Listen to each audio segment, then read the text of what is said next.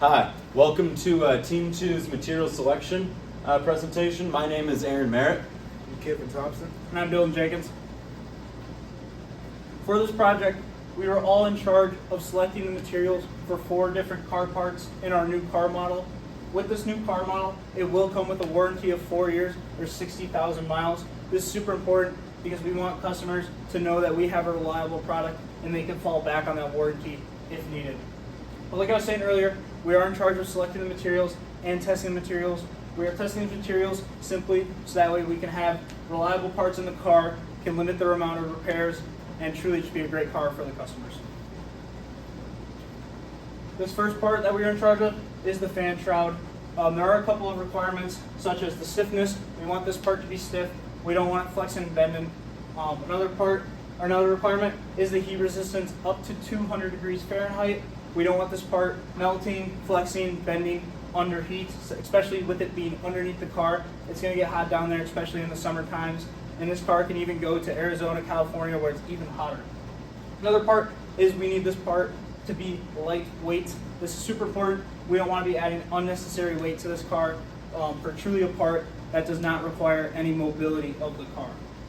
Another thing is there's no surface finish or UV requirements. This part is not visible to the naked eye, therefore it truly doesn't matter how it looks. The polymer selected for this part is PBT. We chose this because it did meet all the requirements necessary. In order to test this with the ASTM D638, this will test the tensile properties of the plastic. Therefore, that basically means how well this part can bend with still going back to its original state. We don't want this part bending and having dents in it, fractures, or anything like that. With the ATSM D648, that will test the deflection temperature of the plastic. So that basically means what temperature will this polymer reach before when stuff starts hitting it, it will actually create dents, fractures, or anything of that sort. And with the UL746B, that's the property of the polymers evaluation. So that will test our maximum service air temperature, basically meaning the heat resistance and how well this part can perform under heat. Wiper cowl trap. So a couple requirements for this, like a clean and smooth surface appearance because it will be visible to the naked eye. A high UV durability because it will be exposed to the sun. We don't want it like bending or losing color. And then we have a high impact and toughness because it will be exposed to the breeze and we don't want cracking or impacts. Some tests we ran were ATSM G154 is to maintain color and integrity. And then we have the ATSM D256.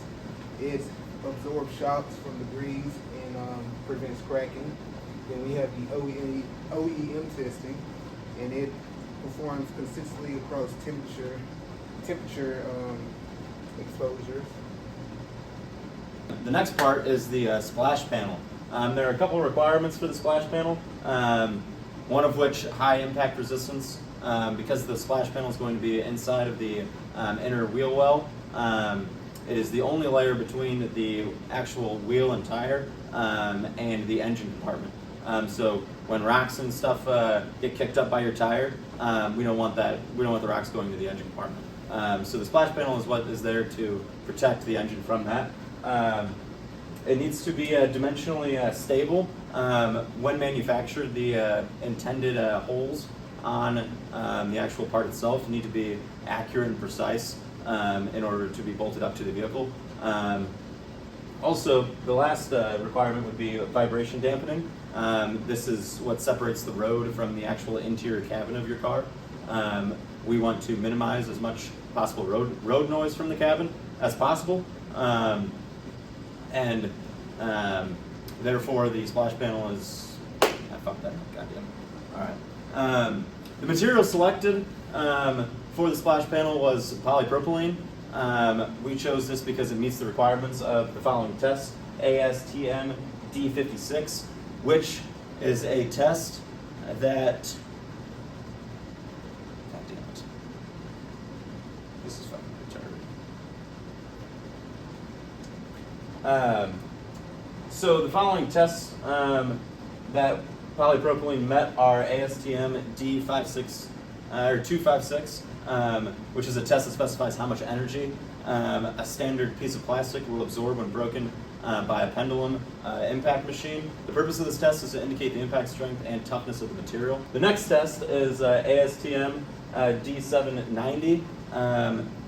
That test evaluates stiffness and ensures the part won't deform under stress. All right. The next part is the mirror housing. The requirements for the mirror housing is a Class A finish. We want the mirror housing to look good. Another one is molded in color. We chose black. Another requirement is the structural stiffness. These mirror housings are going to take the same impact that your suspension takes when going down the road and hitting potholes and other various obstacles on the road. So we want the actual structure to be stiff of the mirror housing. We also want the mirror housing to be impact resistant. Bugs and other various debris can be hitting your mirror housing, so we need it to be impact resistant. The material selected for the mirror housing is ABS. ABS was chosen because it meets the requirements such as a Class A finish, the mold and color, which we chose is black,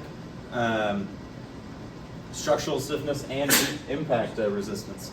The tests conducted are the same test as polypropylene, other than ASTM G154. Which is a test that measures long-term sunlight exposure. This is important because we want to make sure that the Class A finish on the mirror housing stays intact as long as possible. To conclude, we chose for the fan shroud the PVT, for the windshield wiper, TPE, for the splash panel, the PP, and for the mirror housing, we chose the ABS.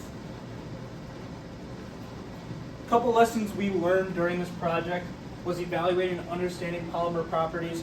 When we were doing our research to figure out the properties, we truly had to understand them and how they applied to the actual part and what those tests and how we test them and how they apply to our part as well. Another lesson we learned is balancing cost and sustainability. We had to figure out what's the cheapest option while this polymer can still stay intact and not wear out after a long day of work being in the car. Another thing we learned is collaborating as a team. This was a huge team project. It truly took all of us and couldn't have done it without them, but it was huge. That way we could kind of talk with each other. Hey, does this look good? Does this look good? All that sorts of stuff. And then here's our resources. These are the resources used for the photos.